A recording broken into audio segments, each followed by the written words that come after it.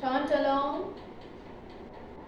अर्चिरादिगतिमीदृशीं व्रजन् विच्युतिं न भजते जगत्पते सच्चिदात्मकभवद्गुणोदयान् उच्चरन्तम् अनिलेशपागिमा अर्चिरादिगतिमीदृशीं व्रजन् विच्युतिं न भजते जगत्पते सच्चिदात्मकभवद्गुणोदयान् उच्चरन्तम् अनिलेशपाहि माम्।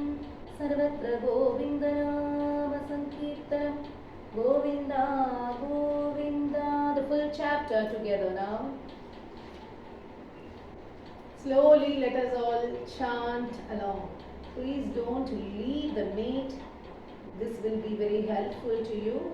Read the whole chapter with me.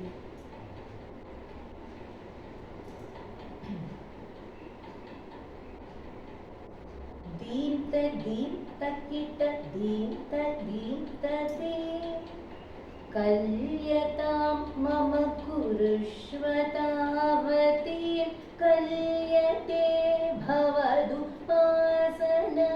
यया स्पष्टम् अष्टविध योगचर्यया पुष्टयाशु तव तुष्टिम् आप्नुयाम् ब्रह्मचर्यदृढतादिभिर्यमैराप्लवादिनियमैश्च पाविताः कुर्महे दृढममी सुखासनं पङ्कजाद्यमपि वा भवत्परा तारम् अन्तरनुचिन्त्य सन्ततं प्राणवायुमभियम्य निर्मला इन्द्रियाणि विषयात् अथापहृत् आस्महे भवतु पासनोन्मुखा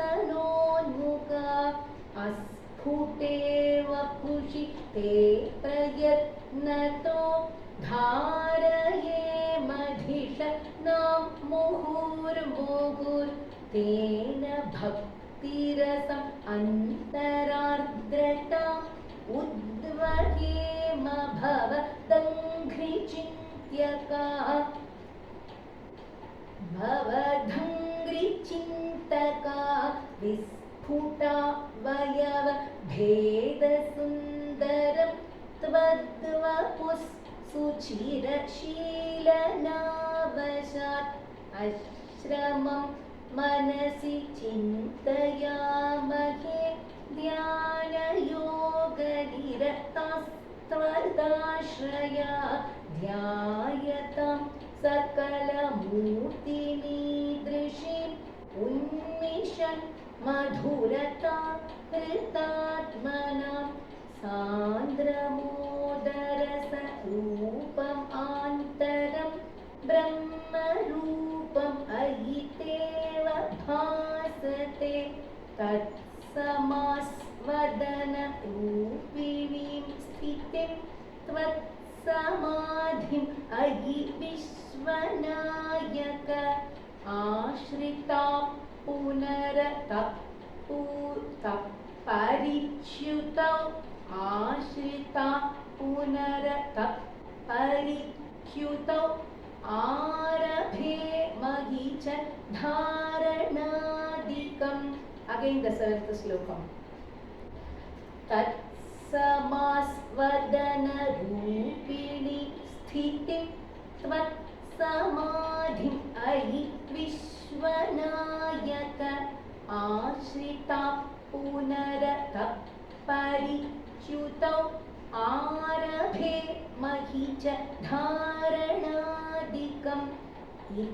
इत्थमभ्यसन निर्भरोल्लसत्वत्परात्मसुखकल्पितोत्सवः मुक्तभक्तिरसपूर्णः भक्तकुल मौलिताङ्गताः सञ्चरेम शुकनारदादिवत्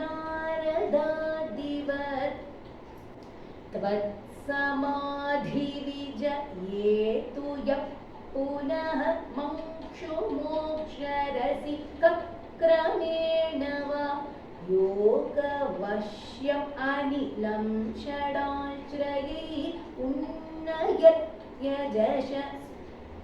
यजसुं I'll repeat again.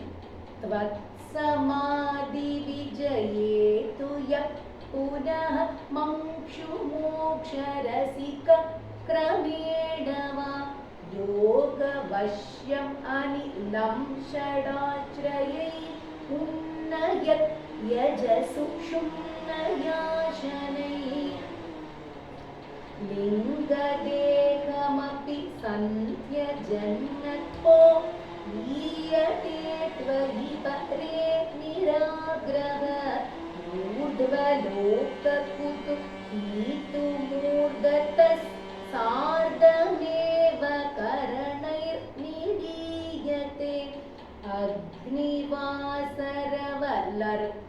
अग्निवासरवलक्ष्यपक्षदैः उत्तरायणजुषा च दैवतैः प्रापितो रविपदं भवत्परो मोदवान् ध्रुवपदान्तमीयते आस्थितोतमहरालये यदा शेषवक्त्रदघनोष्मणाद्यते ईयते भवदुपाश्रयस्तदा वेदसपदमतः पुरैव वा तत्र वा तव पडेथवा वसन् प्राकृत प्रलययेति मुक्ततां स्वेच्छया खलु परापि मुच्यते संविभिद्य जगद्दण्डमोजसा कस्य च क्षितिपयो महोनिलद् यो महत् प्रकृति सप्तमावृतिः तत्तदात्मकतया विशन् सुखी याति ते पदमनावृतं विभो अर्चिरादिगतिमीदृशीं व्रजन् विच्युतिं न भजते जगत्पते सच्चिदात्मक भवद्गुणोदयान् उच्चरन्तम् अनिलेश पाहि माम् सर्वत्र गोविन्दनाम